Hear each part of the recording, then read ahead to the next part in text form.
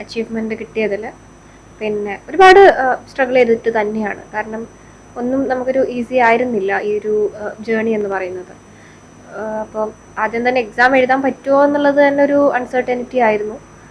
അപ്പോൾ ബഹുമാനപ്പെട്ട സുപ്രീം കോടതിയുടെ ആ ഒരു റൂളിങ്ങിലൂടെ അത് മാറിക്കിട്ടി. വിഷ്വലി ഇംപയർഡ് ആയിട്ടുള്ളവർക്ക് എക്സാം എഴുതാം എന്നുള്ളത് വന്നപ്പം അങ്ങനെ എക്സാമിന് അപ്ലൈ ചെയ്ത് എഴുതുകയാണ് ഉണ്ടായത്. അപ്പോൾ ഒന്നും ഈസി ആയിരുന്നില്ല, ഒരുപാട് ഹാർഡ് വർക്ക് ചെയ്ത് തന്നെയാണ് ഈ ഒരു അച്ചീവ്മെൻറ്റ് വന്നിട്ടുള്ളത്.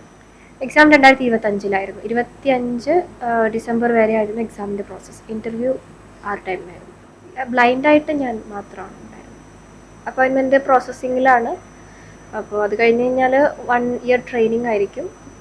അങ്ങനെയാണ് നമുക്ക്, അതിനുശേഷമാണ് പോസ്റ്റിംഗ് വരുന്നത്. Training judicial academy, Aluva.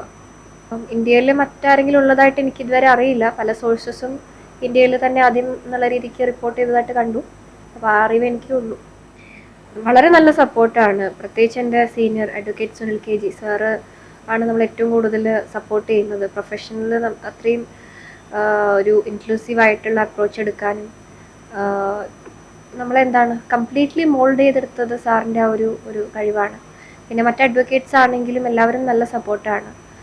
Judicial officers ആണെങ്കിലും നമ്മൾ എന്തെങ്കിലും നല്ല രീതിയിൽ ആർഗ്യൂ ഒക്കെ ചെയ്ത് കഴിയുമ്പം അതിനെ ഹോൾ ഹാർട്ടഡ്ലി അപ്രീഷിയേറ്റ് ചെയ്യാനൊക്കെ അവർ ചെയ്തിട്ടുണ്ട്. അപ്പോൾ സാറ്റിസ്ഫാക്ഷനാണ്.